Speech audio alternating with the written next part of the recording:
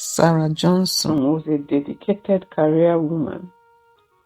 As a manager of a prestigious bank in Lagos, she was highly respected by her colleagues and known for her commitment to her job. Every morning, she left the house before dawn, and every evening she returned home late, often when her children were already in bed. Sarah's husband, David, talking to her, "Sarah, you're always at work. Don't you think it is time to spend more time with the kids?" Sarah answered, "David, you know how demanding my job is. I'm doing this for our family. The kids will understand when they are older." David watched as Sarah's job took more and more of her time. Their children, Emanuela and Noah, barely saw their mother. They began to spend more time with their nanny, Grace, who was kind and caring, always there when they needed her. Emma talking to Daddy, "Daddy, why is Mommy never here? Doesn't she love us?" David answered, "Of course she does, Emma. She's just very busy with work." Sarah's absence began to take a toll on the family. Emma and Noah, feeling neglected, started calling Grace Mommy. This broke David's heart, but he didn't know how to fix things. "Noah, Mommy Grace, will you read us a story?" Grace answered, "Of course, Noah, but remember, I am just Grace, not Mommy." David tried to talk to Sarah about her priorities, but she was always too tired or too busy to listen. He suggested she transfer to a branch closer to home, but Sarah dismissed the idea. David talking to Sarah, "Sarah, please, can't you consider moving to a closer branch? We need you here." Sarah, "I can't, David. My career is important, and I am good at what I do. The kids will be fine." Grace, the nanny, continued to care for the children, becoming more like a mother to them each day. She filled the void left by Sarah, but she never intended to take Sarah's place. Grace talking to herself, "I wish Sarah could see how much her children need her. They are growing up so fast." One evening, David found himself talking to Grace about his frustrations. She listened patiently, understanding the strain he was under. She was always there to lend an ear. Unlike Sarah, David talking to Grace, "I don't know what to do, Grace. It's like Sarah doesn't even care about us anymore." Grace answered, "I'm sure she does. She just lost sight of what is important." As weeks turned into months, David and Grace grew closer. He found comfort in her company, and soon, what started as innocent conversations turned into something more. David talking to Grace, "Grace, you've been so good to us. I don't know how I would have managed without you." Grace answered, "You're a good man. You deserve someone who appreciates you." One night, after the children were asleep, David and Grace shared a quiet moment in the kitchen. One thing led to another, and they found themselves caught in a passionate embrace. David talking to Grace, "Grace, I don't know what's happening between us, but I can't deny how I feel." Grace answered, "I feel it too, but what about Sarah?"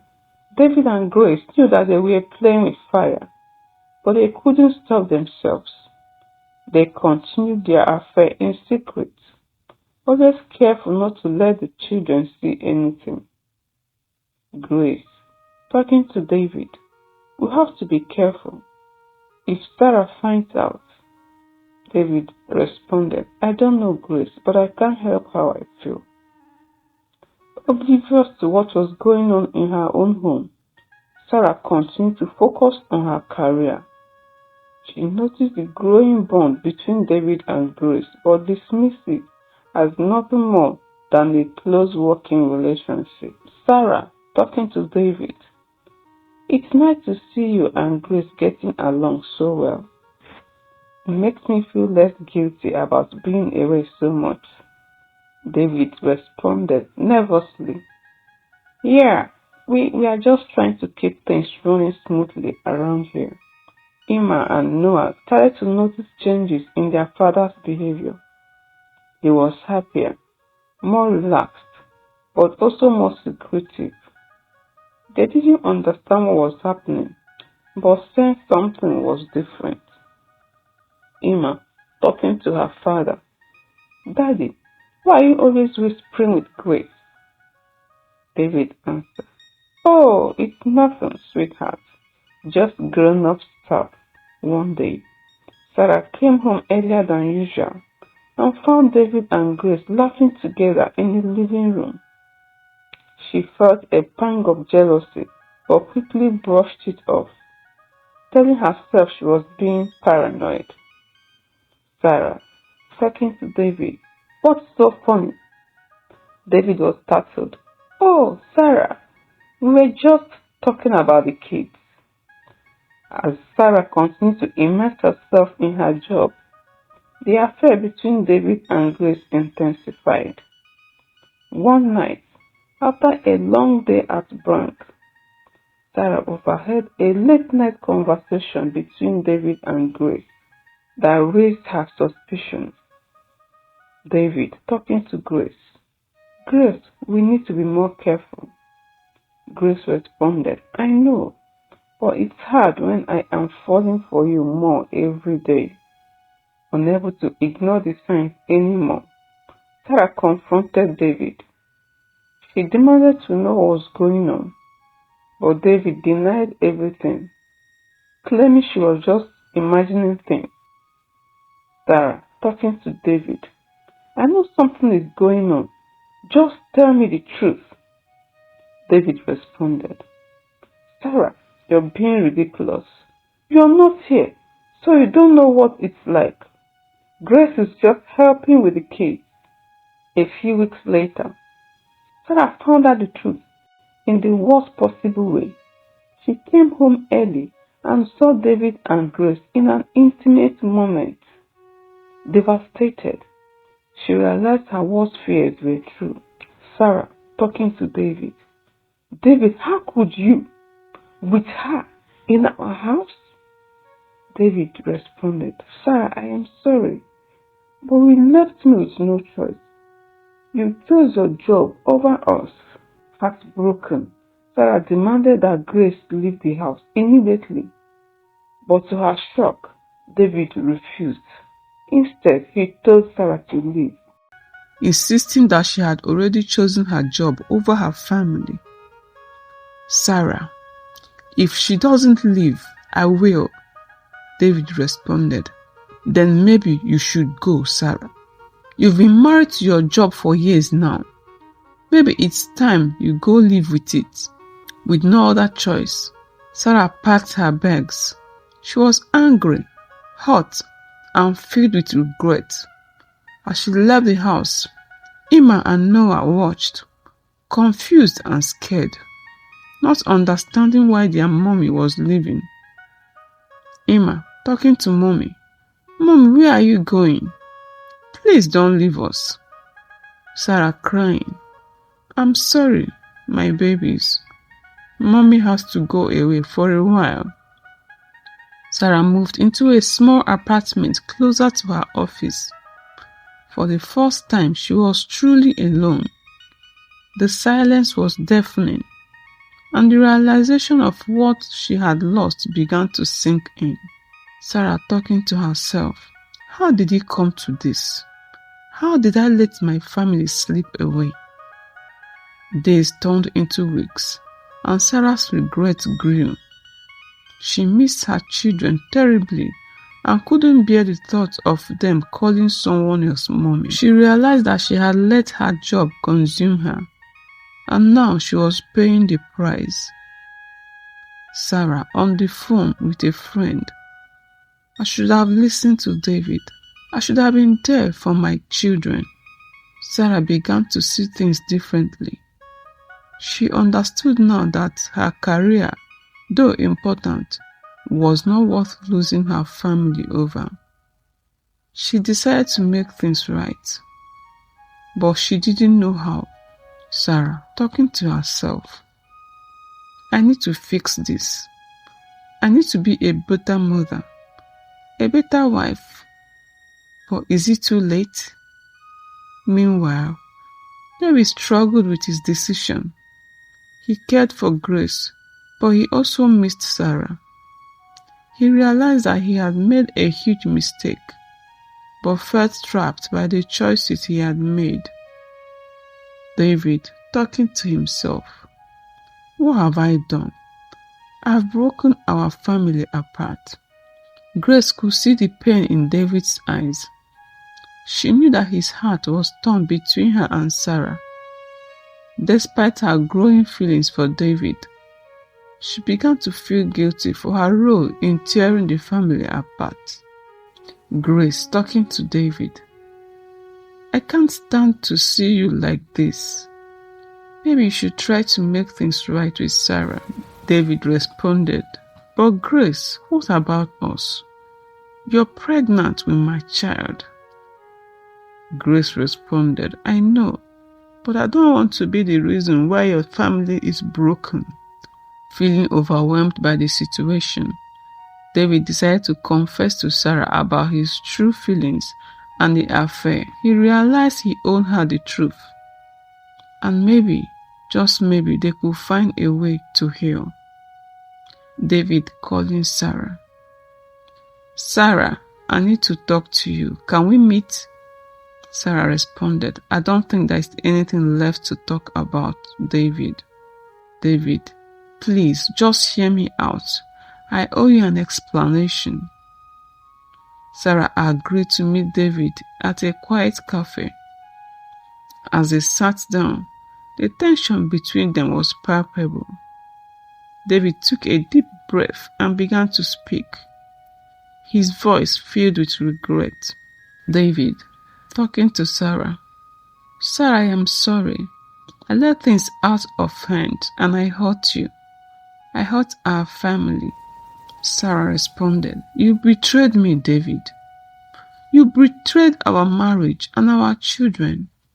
David responded, I know, and I can't change what I have done. But I need you to know that I never stopped loving you. I was just so lonely. Despite her anger, Sarah could see the pain in David's eyes. For the first time, she realized how her absence had affected him. She felt a mix of emotions, anger, betrayal, and a faint glimmer of hope. Sarah, talking to David, I don't know if I can ever forgive you, David, but I know that I want our family back. David responded, I want that too, Sarah, more than anything. Meanwhile, Grace began to see the reality of her situation. She knew that staying in the Johnson's household would only cause more harm. She decided to leave, hoping it would help David and Sarah find a way back to each other. Grace, talking to David, I am leaving. You need to focus on your family. I'll be fine. David responded, Grace, you don't have to go. We can figure this out. No, David, Grace responded. This is the right thing to do for everyone. David helped Grace pack her things. It was a bittersweet moment, filled with sadness and the realization that their relationship had caused so much pain. David said to Grace, I am sorry, Grace, for everything. And Grace responded, it's okay. I will always care about you, but it's time to move on. With Grace gone, David tried to rebuild his relationship with Sarah. David talking to Sarah. Sarah, I know it won't be easy, but I want to be a better father and husband. Emma and Noah were confused by all the changes. They missed Grace, and they were worried of their parents being together again. Sarah and David knew they needed to be patient and rebuild trust with their children. Emma talking to her mother. Why did Mommy Grace leave? Is it our fault?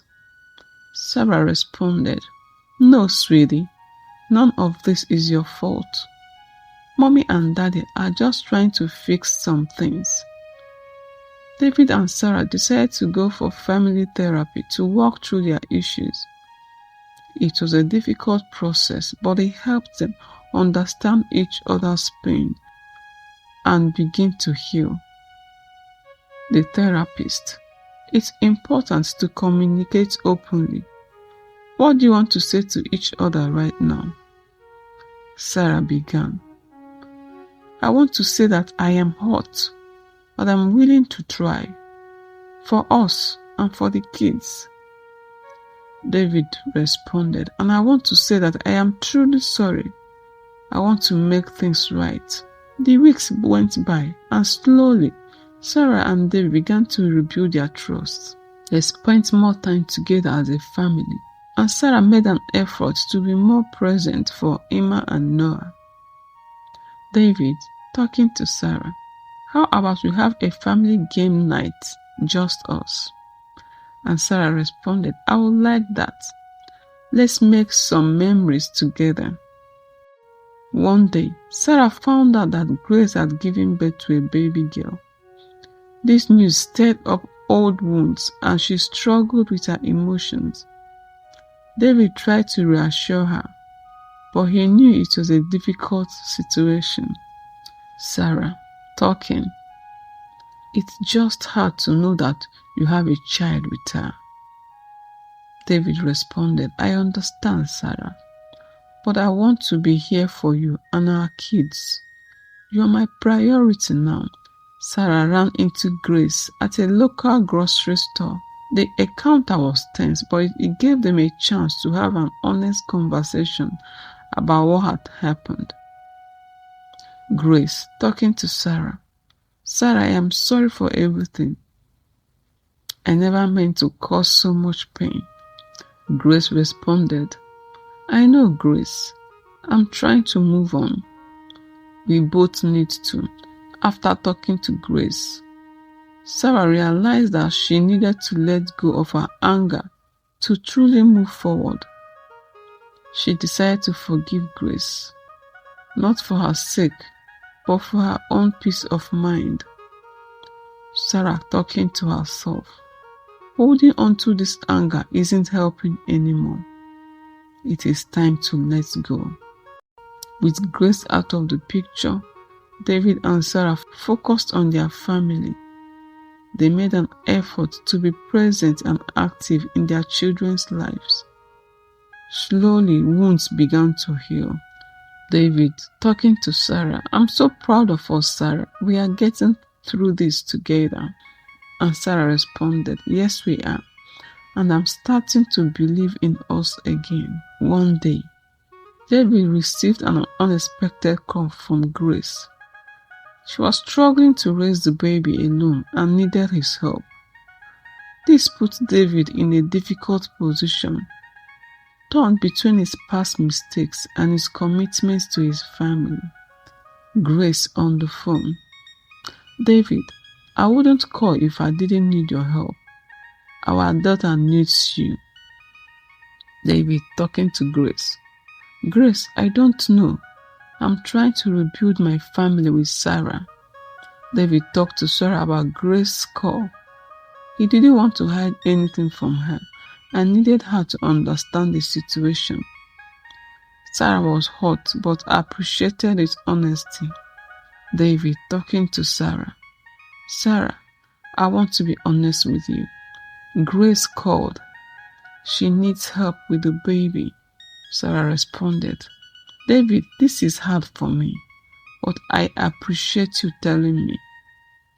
After much discussion, Sarah and David decided that David would provide financial support for the child but keep his focus on their family. They both knew this was the best way to handle the situation. Sarah talking to David, I don't want you to abandon your child, David, but we need boundaries. David said, I agree, Sarah. I will help her, but my priority is here, with you and the kids. Emma, being older, started asking questions about what had happened. She wanted to understand why their family had gone through so much turmoil. David and Sarah decided to be honest with her in an age-appropriate way. Emma asking her daddy, why did you and Mommy Grace fight?